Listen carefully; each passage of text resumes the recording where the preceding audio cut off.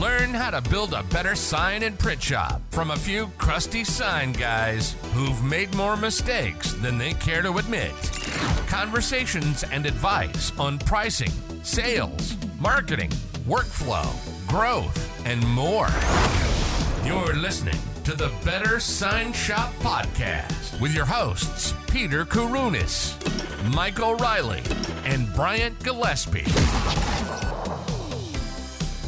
Today's topic, before we get into that, let me introduce myself. We've got Bryant Gillespie here. You've got the Sign Shop Yoda himself, Peter Kourounis. He's back from technical difficulty land, and we have Sign Shop Spock, Mike O'Reilly. I don't like that, man. I really don't. It doesn't set the right tone for me. It's got the 3 S's, though, the Sign Shop Spock. I mean, that, to me, rolls off the tongue really nice. I was never a Star Trek guy. And he can do that thing with the hand. All right, so what should my nickname be? Sign Bunny? Sign Money? I don't know. Sign Bunny. Shh. The Sign Bunny. Yeah, Just like that picture back in the day. Can't let you do that one, man. All right, we're going to rock with that for today, though. The topic today is why investing in your marketing is important. We touched on this at the end of the call last episode. When you're trying to cut expenses, the tendency may be to kind of cut some of your marketing and advertising expenses. But the argument today is that is a terrible idea. And Peter has 6 analogies for this. So Peter, hit us with the analogies. Keep the faucet running. That's where we're going to start here today. Keep the faucet running. It's very important that you do not, just like we said on the last episode, to not cut off the head of your entire operation. You need those calls coming in. You need people to see you. You need walk-ins if you're in that retail environment. If you're in a brick and mortar industrial park, warehouse, how else are people going to find you if they can't drive past you, walk past you, but they're going to need to see you somewhere? So when they need signs, printing, graphics, wraps, whatever you want to call it, how else are you guys going to show up? So that's what we're going to be talking about here today, the importance of investing in your marketing, the do's and don'ts, and all that other jazz. So what does the marketing look like for you, Peter? Obviously, you're the only one on the call that still has this, even though Mike and I still talk to side shop owners every single day. But yes, what does your marketing look like? Yeah, that's a great question, first and foremost. And when I speak to sign shop owners, I'm dabbling a little bit in Google, I'm dabbling a little bit here and there. You want to be primarily where people are searching for what you're looking for. And marketing is just not what? It's just not Google. That's not the only thing that you can do. I think it's very important that you have a broader spectrum of a marketing strategy here that crosses over digital, what you can do from a business development perspective. Maybe you have an outside salesperson, networking events, chamber, community events, things of that nature. So I don't think the answer is just one. And my shop, for one, is doing a little bit of everything. I wouldn't say that I have the best marketing approach by any stretch, but in order to generate leads, which is exactly what we're talking about, we're not looking for customers right away. We're looking for leads right away. Leads turned into estimates. So a lead could be just, hey, anybody just saying, hey, how much for a banner? How much for a road sign? My son's graduating college and I want to put one of those congratulations 2022 graduate sign. I realize that you're going to get tons and tons of different requests, but it's important to be where your customers are searching for this. And when they are searching for it, that you show up. If you search for lawn signs or graduation signs, if you got nothing but flatbed printing going on in your shop, this is a very big time of the year, right? Graduation, schools are buying signs right now. Lawn signs are very popular. So if that's what you're doing, well, then you need to make sure that you have somebody that's telling you this is what people are searching for. This is where you need to be. And this is how much you need to spend to show up there. So let me push back on you guys a little bit being that you speak to a lot of sign shop owners, what would you say is the number one hurdle when it comes to marketing when you're speaking to these owners? Are they not having enough money? Is it not sure when to do it? Is it how much should I be putting into these channels? What would you say is the biggest hurdle for you? I would that say you hear a total lack of marketing for some of them, especially like the smaller guys. Yeah, like marketing is such a broad topic, and everybody knows they need to be marketing their shop.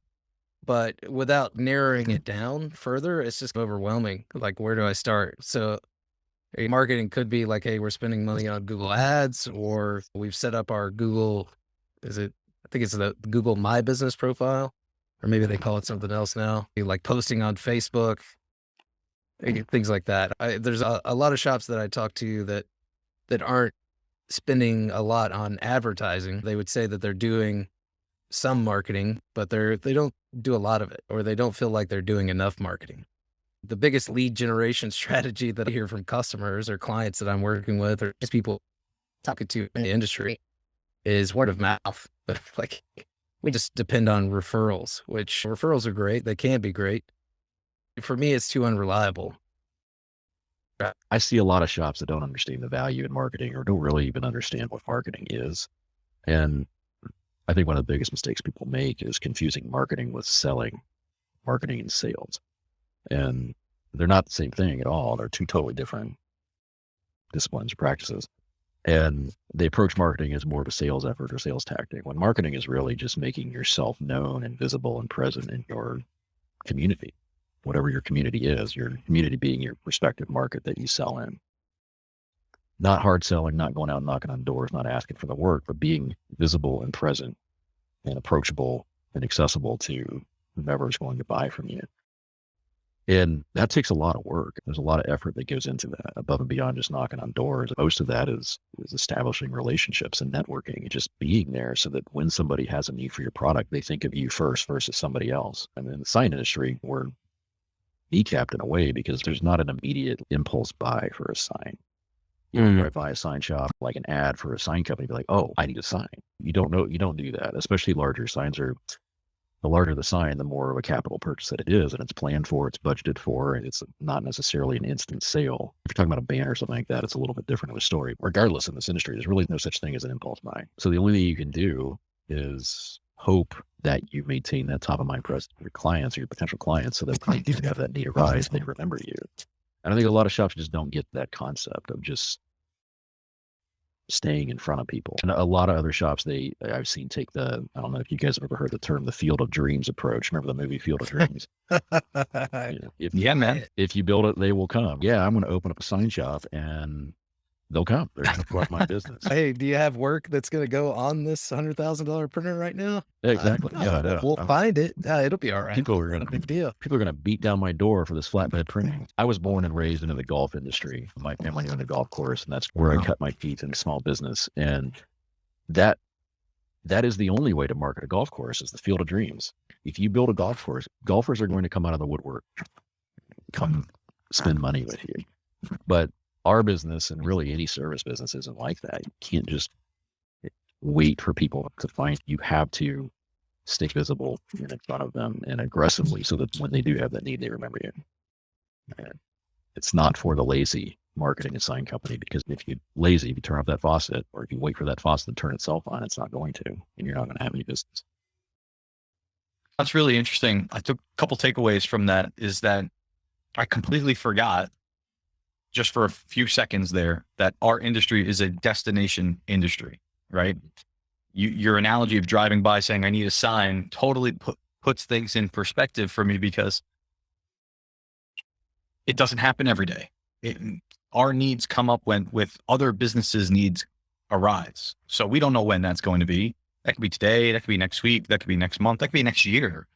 So it's important that you're doing everything that you can. If this is your forte, if this is your niche, if this is again, I'm going to get into this in a second, but if this is what you're doing in your shop, this is what you want to advertise for. And you want to maximize on all of these search terms for when people are searching for you on the internet, because that's a very big component to how people are going to find you. I don't think any of us here in this group or owner that we've talked to disagrees with that. Like, you have to have a digital presence. You need to have some sort of digital presence. But when it comes to other things that you can do, other income producing activities that do not require a monetary investment, but may require a time investment on your behalf, those are some of the other aspects to what you can bring to your business. So this is just something that I could do, that I would advise my clients, my sign shop owners that I speak to basically do here. And that's to drive content. Well, to break on you real quick, Peter, I think one of the things that you said just now, super important to emphasize, is when we say investing, it doesn't necessarily mean that you're investing like, hey, I've got $5,000 that I'm putting into marketing or advertising this month. Actually investing your time in building a system or these channels of marketing that are going to get a return for you. All right. Sorry to pump them. No, maybe we didn't say that. But I'm certainly emphasizing that big asterisk, big exclamation points here. Barry Bonds size asterisks or Mark McGuire asterisks or not a baseball fan. No, I'm a huge baseball fan. I would definitely go with like Big Poppy asterisk and kind of stick with that. Investment doesn't always mean money. It could also mean time. I'd like to argue. But yeah, not just money, could definitely be time there. But one of the easiest things that you can do with your time is tell a story. A lot of times content right now is what people are looking for, is how our search engines are looking for. So if we could just tell a little story, a press release, give me an idea of a customer you worked with. This is the project that you worked on. This is what you did for them. Let's get a customer review and tell them a little bit about how you helped their business grow.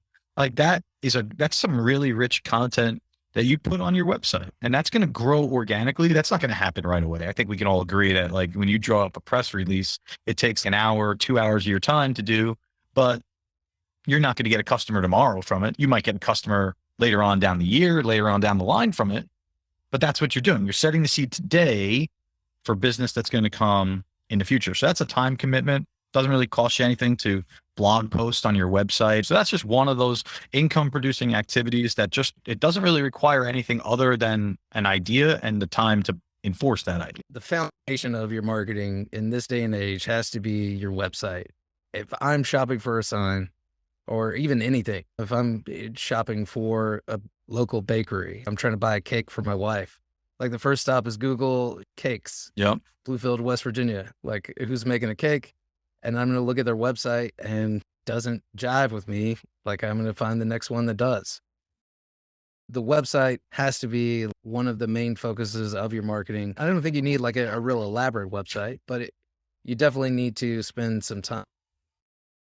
So adding content to it is a great way to build that audience over time. I've talked to a lot of customers that have launched new websites. They've taken this huge effort to build this website. And if you're doing it yourself, it's always like this long, drawn out process. And you get to the end of it and you're like, click the button, the website is launched. And then it's crickets because that kind of stuff takes time to build, as you mentioned, like content, blog posts, websites, just building that following online. It doesn't happen overnight. All right. So talking to you about your website, I agree with you. Definitely most important aspect to getting your digital marketing ramped up. Quick question though. You're an expert in this area. So tell our fellow sign shop owners out there that maybe they think their website's really nice. Maybe they think their website's informative. It's got a lot of great pictures of the work that they've done. But I've seen a lot of sign shop owners with your basic, I don't know, less than 10-page website. They have a services page. It lists the types of categories of signs that they do. And then when you click on that category, you get some photos, you get a couple of really great paragraphs of content there. But would you say that is the direction that they should be taking with their website? I think it's important to qualify it. If you're just starting out, like a basic 5-page website, or it could just be like a single page website. It goes back to the goal of your website anyway. It's really easy to start building out a website and say, oh, hey, like we need this, we need that, we need all these other like resources and blog posts. But to me, you have to take it back to the actual goal of the website. If somebody lands on your website, The only thing you should be worrying about is getting the info and getting them to the next step in your funnel. So you could do that with a single page website. You could do that with a 10-page website. You could do that with a large site that has SEO targeted pages, let's say for yard signs in Chicago, Illinois, for outdoor business signs in Chicago, Illinois. There's all types of ways to do it, but the most important thing is when that visitor lands on your website, if they are looking for a vehicle wrap, does that speak to them? Right? Does it check all the boxes? And are you capturing that information? Are you getting them to the next step in the funnel? Take the funnel piece and just lock it up in a safe somewhere. Hold on to it for a moment. Okay. I get that. Lead generation is very important. But what you just said, Chicago, Illinois, outdoor sign company, is that the direction that shop owners should be going when it comes from a marketing perspective to generate more leads organically or paid traffic? Should they be breaking down sign category to that level where they could say, instead of saying, yeah, we do channel letters, can we do, here's channel letters that we've done in your county, in your town, in your city, state, whatever. And will that help them generate more leads? If we're talking about Google, if you're not ranking for signs, your city and state on Google, you've got a problem just because you're practically invisible. If you're not on the front page of Google when somebody searches signs, your city, your state, whoever's first is going to be getting a lot of those leads just by nature of it. And there's a lot of things that you could do to improve that presence. Google local SEO kind of algorithm is a little different than like the rest of it. They do take into account that city and state. So if you're like an hour outside of Chicago, like Google's automatically going to give precedent to somebody that's inside Chicago, even if you or let's say you're ranking for signs in Chicago. There's some of those nuances to it, but absolutely more pages that you can add to your website that are specific to things that your customers are searching for. And it may not be channel letters. If I was a wholesale channel letter provider, I would absolutely target like channel letter keywords. But a retail customer, like a marketing manager or something, they may not know that they need channel letters. So to improve that online presence, you got to take a look at what customers are searching for. And there's a lot of keyword tool apps out there that can give you suggestions on what keywords to use. But usually the best place to start is what is my customer or potential customer? What's my ideal customer going to key into Google when they're trying to find me? And that's where to start. If you've got the 5-page website, I would say a good thing to do over the next 6 weeks, take an hour every single week and put up just one more page on your website that is targeting one of the types of signage that you provide, or it could just even be just signage. Create a page, call it signage in your city, your state. So signage, Bluefield, West Virginia. Create a page on there. For the URL, make it signage, Bluefield West Virginia. Add a couple pieces of content, explain some of your services, include who you are serving, qualify your customer a little bit, say, hey, we help these type of people. Publish those things. Do it repeatedly. That will definitely help your rankings. But again, it's not overnight. So it's one of those things that you have to do consistently to see improvement. I can't do it all at once and expect to see like a dramatic increase in leads or my rankings. I mean, it's something you don't want to put off either. Well, it's funny that you said some of that because I was having a meeting with somebody earlier in the week who has a wrap company, and they're primarily wrapping vehicles, vans, trucks, what have you. But for the home services sector, they're doing a lot of plumbing wraps, plumbing company wraps, insect repellent wraps, lawn care, anything that really revolves around the home. And that's their forte. So what they told me that they were doing, and they took that 5-page website, they had that 5-page website where it just said, we do wraps. Here's our portfolio page. Here's our contact page. Here's a little bit about us. And here's some testimonials, if you will. So it was a very small website, but they started to build out more pages progressively over maybe a 3 or 4 months period where they started to do wraps HVAC company wraps, and they would have a whole landing page built on that content. Yeah, I love that. As a graphic designer, I can't tell you how many times like I need inspiration when I have a design request like that coming in. Mike, maybe you could speak to this. Like when I saw that ice cream wrap that you did the other day. I thought it was excellent, by the way. But if you needed any inspiration, right? I'm sure we've all done it. You go on Google and you type in ice cream van wraps and you try and see what's out there, what color schemes are using. Let me get some inspiration, design inspiration. And then that led me to this website where this is a company that specializes in what I'm searching for. So it may not be as generic as some of our fellow sign shop owners out there that have a 5 or under 10 page website. But when you do spend the time, again, this is just a time investment. When you do spend the time on drawing out those landing pages for your particular customer segment, right? It's not really a service segment. It's a customer segment. So we're going after plumbing companies. Now, plumbing companies, whenever they need a wrap, they're going to find this guy. And it's actually going to happen quicker than probably with a bit more content behind it, a bit more fluff or meat and potatoes behind it, because they took the time out to draw up that content that then they can build out complete ad strategies on. They could do ads, pay-per-click ads, Facebook ads that direct that traffic to that landing page, which again speaks to what you said earlier about the funnel, right? That's the most important piece. But again, I guess my largest takeaway is that if you could do some sort of time investment on your website, that's definitely going to help your marketing results. And I think you basically said that yourself. So Mike, I'm going to come back to you here a moment. And I consider you the analytical one out of this group.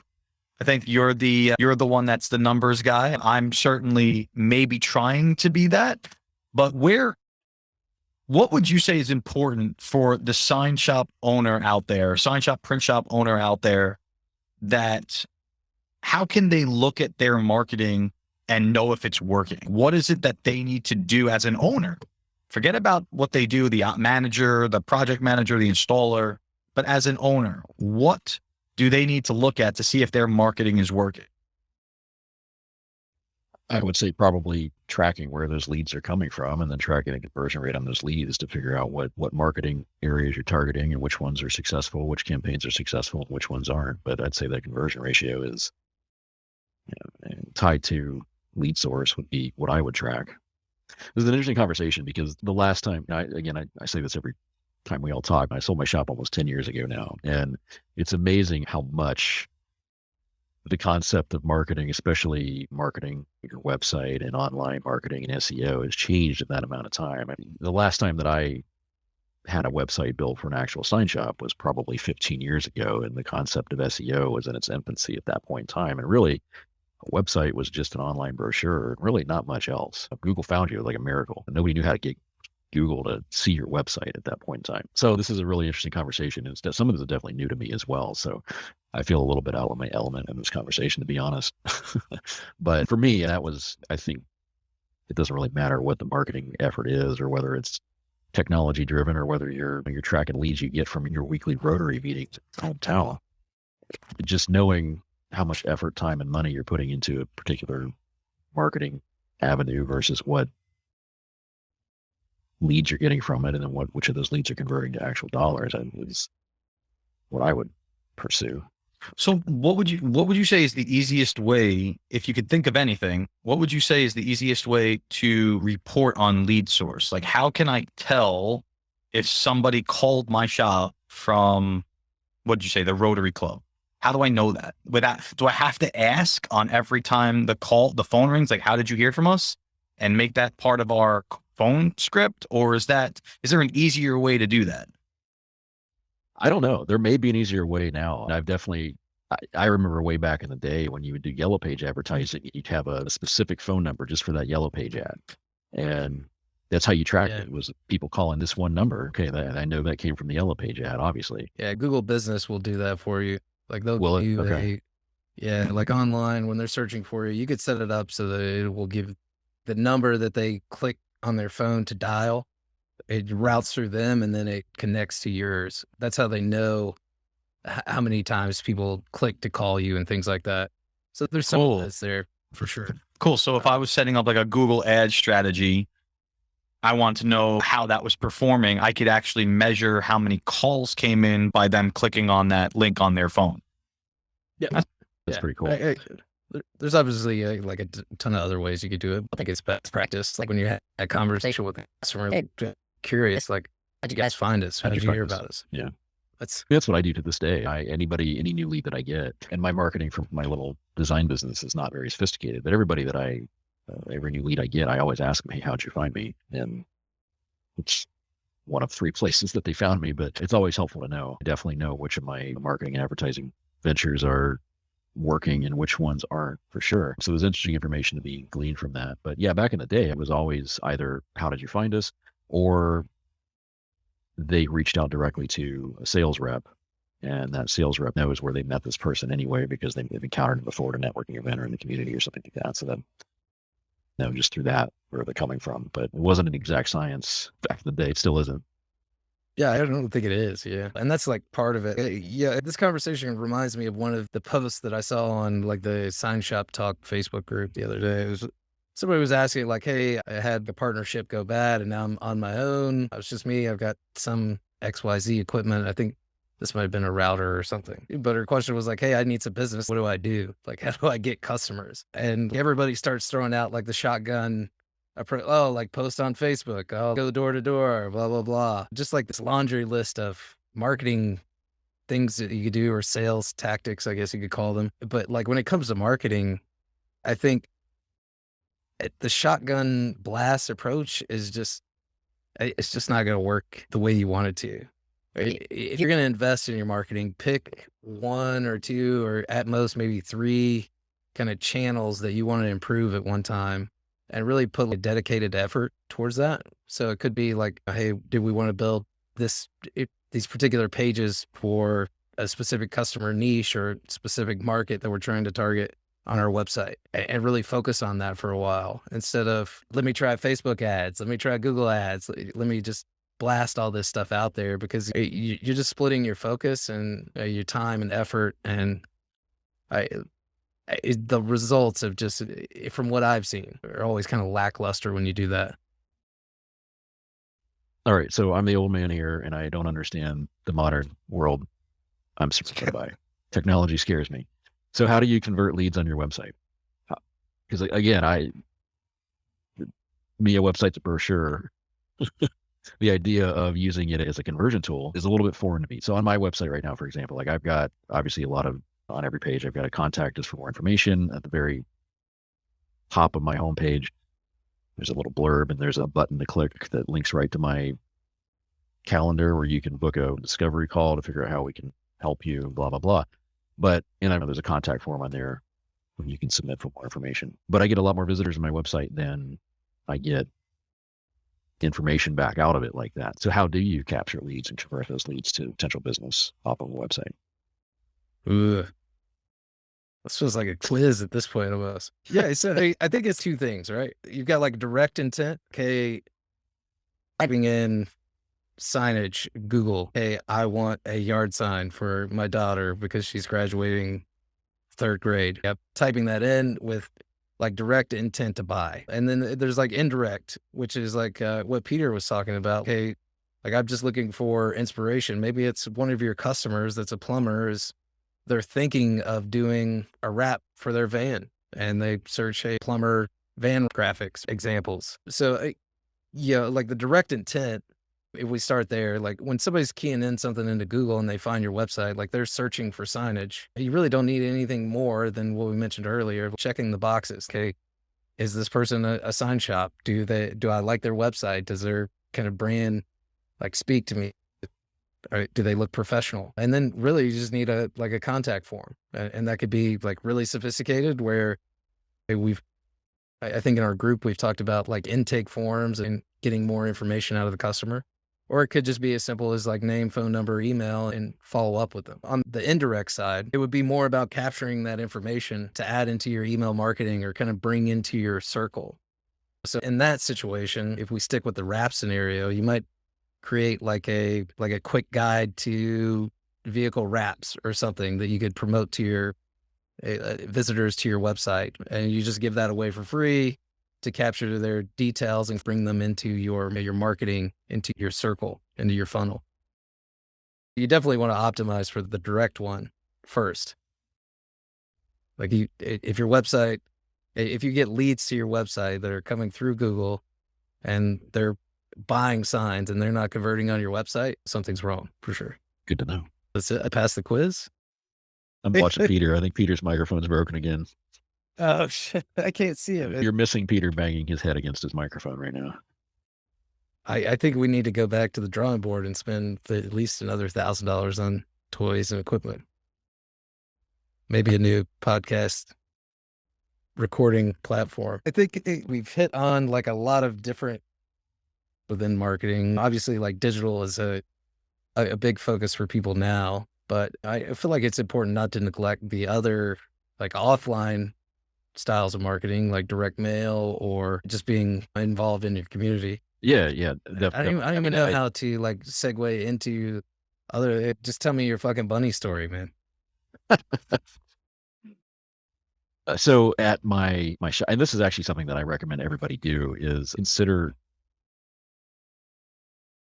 outsourcing some of your marketing. Just because we are in an advertising or marketing adjacent industry like signage does not mean that we are marketing experts. And I think that's something that's important for people to recognize and accept and admit that may not be the best at marketing. So at my shop, I actually partnered with a marketing agency in town and a lot of work with them. So we ended up trading with them for some of our marketing services.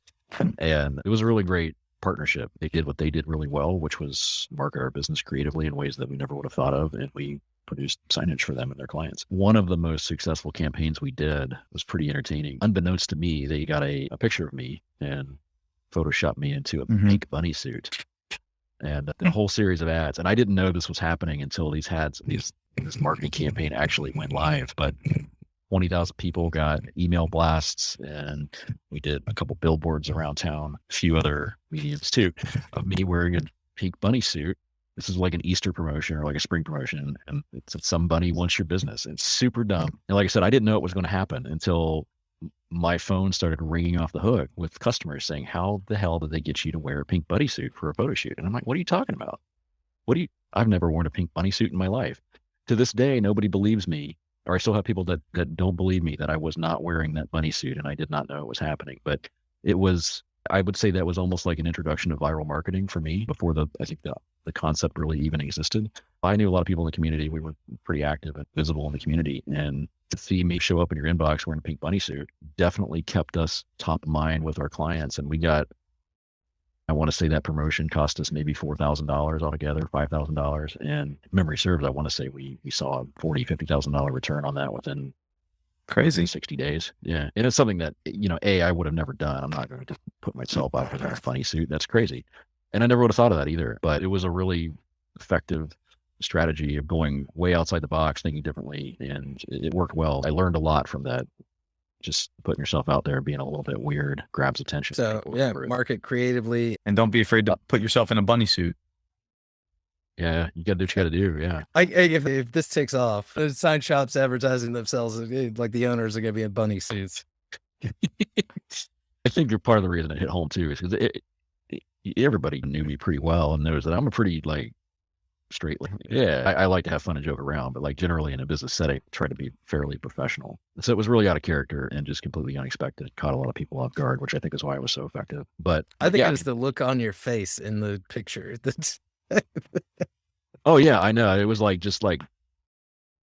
completely just dead facial expression, which is great. I didn't look happy to be in that bunny suit, even though I wasn't actually in a bunny suit, but it was a great Photoshop job. But like I said, I know it's not something that everybody could bite off, and it's definitely an expensive thing to pursue, but hiring a marketing professional to take on some of that work for you is absolutely money well spent. They know what they're doing, and you're going to get a return on it. So almost no way you're not going to get a return if you put that kind of investment into it and let go of control of it a little bit and trust somebody else to do what they do best. I think it goes back to what I was saying before. Like when you're working on your own stuff, being designers, we just have this, oh, hey, like I'm not gonna pay anybody. Like I could do a postcard for our shop, or hey, I could do the logo or the website. And it's just that designer, like OCD is like killer when you're working on your own stuff. I'm guilty of it as well. Yeah, that goes back to what I said originally too, is marketing and sales aren't the same thing.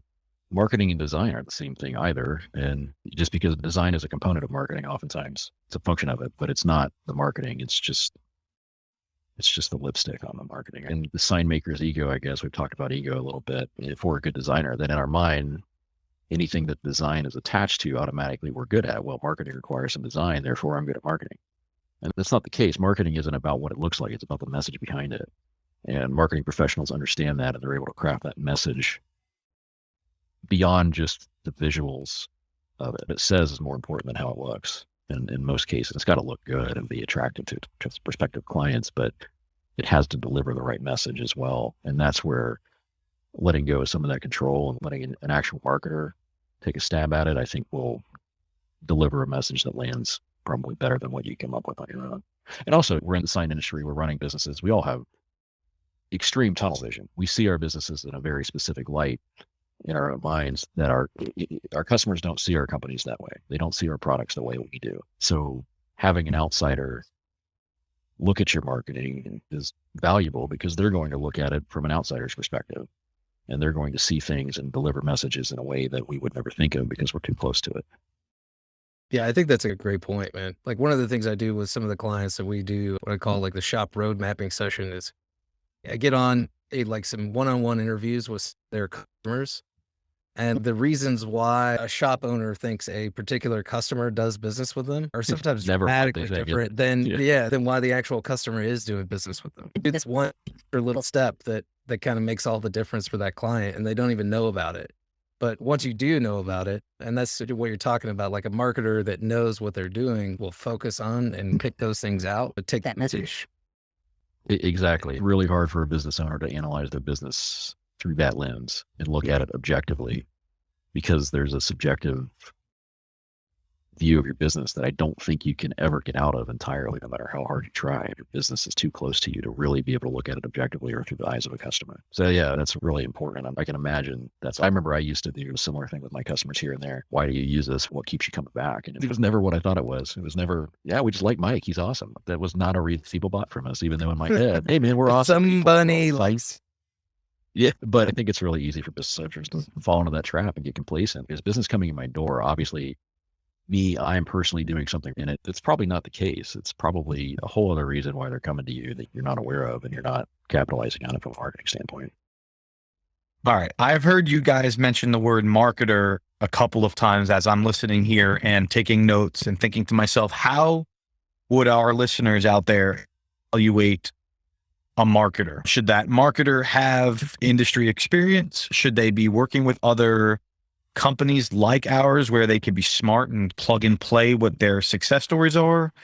Or are we looking for somebody that's outside the box? What should they be looking for when evaluating a marketer for their business?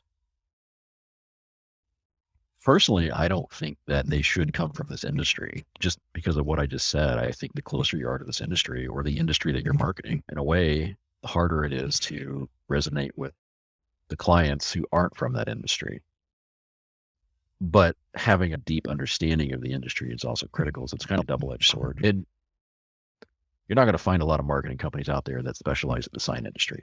Yeah, you just not. Maybe one or two. I don't even know about that. And I would be hesitant to use them because I believe that they might not see the big picture. They might not be able to see the forest for the trees because they're too close to it. Like I said, having somebody that's a complete outsider that really is more in line with perception of your company from your client's perspective, I think would bring a lot of value to the table.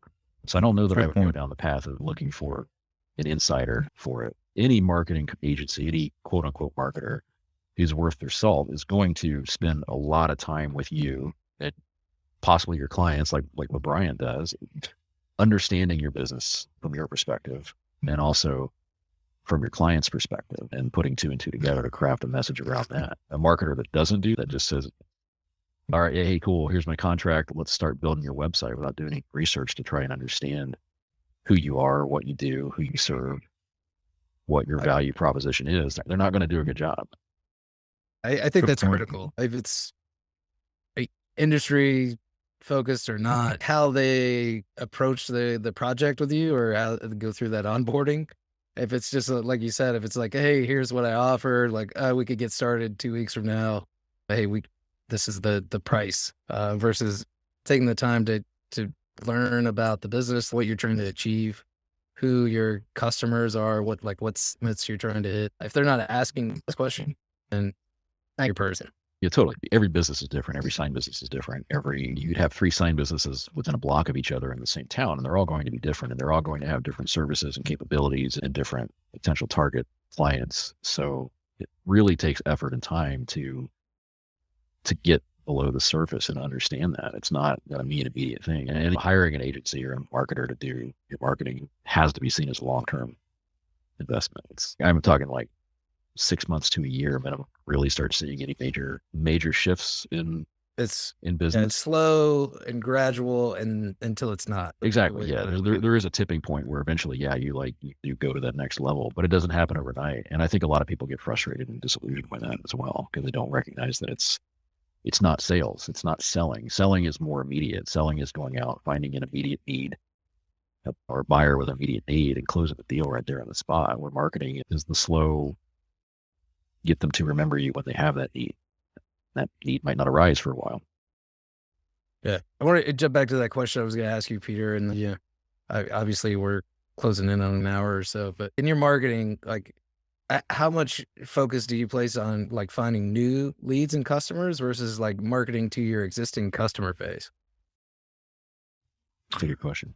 That is a great question. That is a great question. You have to do both. And if I could put a percentage on it, I'd probably spend a little bit more time spent marketing to new customers than I do my existing customers. But there's a different type of marketing that we're doing we already have our customers' information. We already have their contact information. So we just need to educate at that point. Education's a little different in some aspects of lead generating from a new customer perspective to an existing customer. And what I mean by that is when you're attracting to a new customer, they're most likely looking for, let's be black and white here, a price, right? They want a price on a project, and that's most likely the outcome of how that will work. But when you're educating your existing customer base, you can enlighten them to some other additional services that you do that is not what they bought originally in their purchase history. So if you got somebody that bought a vehicle wrap, maybe they'll only come back to you for their next vehicle wrap or their next truck that needs magnets or their other fleet. They could consider you just their fleet guy, their graphics guy, but they have no idea that you'll do, some of the other components of your services. So education there, very important. That's what I would do. I'd be sending out a newsletter, a briefing, a blog article of some other projects that you worked on so that they can get educated to look, we all do so many different services. Not many of us are niche shops. So we all do everything from business cards to vehicle wraps and channel letter signs and monuments. Most of us do, at least. We're never going to, hard to turn that business down, but that's a conversation for another day. But at the end of the day, yes, you have to market towards both your existing customers and your new customers. And I think I tend to market more towards my new customers more. If I can put my finger on it, I'd take a guess and say it's probably more like 70-30 there. And if it is that it's probably something I want to focus a little bit more attention on. I would implore you to place more emphasis on the existing customers because your cost of acquisition, like, it's zero. You've already acquired that customer. When you think of it, the journey of getting sale from a new customer versus sale from an existing customer, that new customer has to have a need. They have to find you. They have to like you. You have to quote them. You got to build the trust. You got to sell the product, deliver the product, all of that. That's a lot when you think of it in terms of all the discrete steps that you have to go through that process. But your existing customers, and unless you've totally goofed something up, that trust is already there. I'll pose this question to anybody listening. How many times have you, dear listener, heard from your customer, oh, hey, I didn't even know that you guys did that? Every day. It happens to me all the time. I'm trying to remember. I'm thinking, I read a book a while, 15 years ago. It was a Mark. I can't remember who wrote it. Maybe Seth Godin. I'm not sure. But a line stuck out to me. What it was, the average business owner can increase the average business can increase their revenue by 25 to 75% by just marketing to their existing client base. Without bringing on a single new client, they can cultivate that much more work from their existing client base by just marketing directly to them on services they didn't know they had. And I think in our industry, maybe 75% might be on the high side. So I started adopting that approach as well. And we were pretty aggressive with marketing to existing clients in a very different way than we did to potential new clients. But the return was insane. Almost every customer without exception said, oh, that's cool. I didn't know you did banner stands, or I didn't know you could do banners. I thought you only did electrical signs or whatever. I can't tell you how many times we showed up to install a channel letter sign and there's all kinds of other signage there, window graphics and interior signage. Like, why didn't you give us that work too? Thought you only did this type of sign. And to us, that seems crazy. Like, why would you think that a company can stay in business only manufacturing one type of sign? But to the customer, like, they don't understand. Slide it over it too. Yeah, you get mad at the customer for being like, how would you not know that? But the reality is, no. Why would they know that unless you tell them? They don't come from our industry. They don't understand. So it's a failure on my part, or a failure on a business owner's part, to not educate my client everything we can do. So yeah, there's huge value to marketing to existing clients. And I honestly, I would say, if somebody wants faster return on their result or best return on their investment for marketing, market to existing customers first. Don't even try and market to new clients. Just put some muscle behind marketing to existing customers and you'll get a lot more business, and you'll get it quicker than you would trying to attract new clients. Yeah, good point. Just education. Absolutely. Yeah. 100%. Yeah, totally. If you're searching for how do I implement that, like the best thing that you could do next week, set up an email marketing tool, do, like Peter mentioned, like a newsletter, drop some of your like client projects that you do every week. Hey, client project, type up a little story about it, send it out to your clients.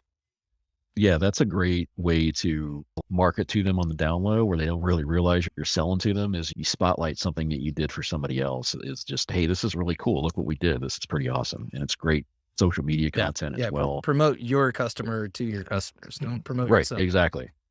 Exactly. And your customers will be like, oh man, that's my customer. That's my competition. I got to be like them. So they're going to reach out. They're going to want to know more about it. Yeah. You have a built-in engine to market. You've got the leads already on the hook watching your content. They already like you. They already do business with you.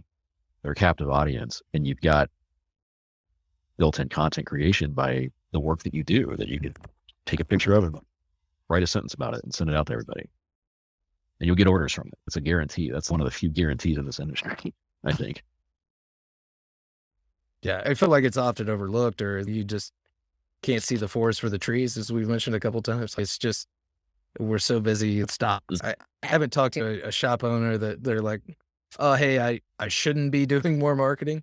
Yeah. Everybody knows they should be. It's just a matter of, they plan it out or block off some time in your calendar. Pick a day out of the week and you say, okay, work from home and this is my marketing day. Or like you mentioned, outsource it, hire a marketer. Yeah. Another really easy marketing thing, this is half marketing, half sales. Like one thing that you can do as well that a lot of people fail to do or are afraid to do is just ask for referrals or set up a really easy referral based system. Yeah. I love that too. So yeah, like I said, it's more sales, but if your customers are happy with you, they're going to be your best marketers.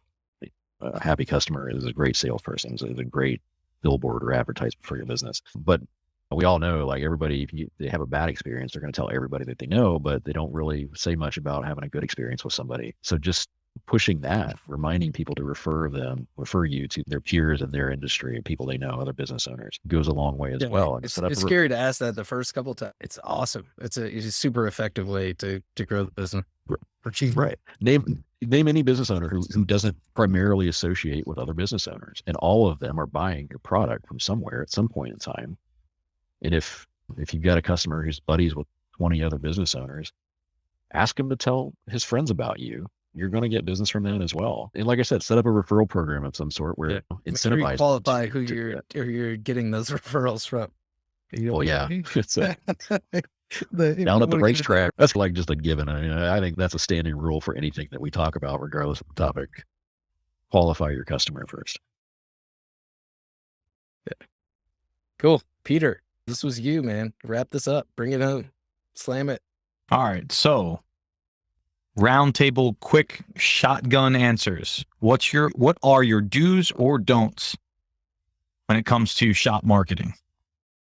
Bryant, you go first. Don't turn off the faucet.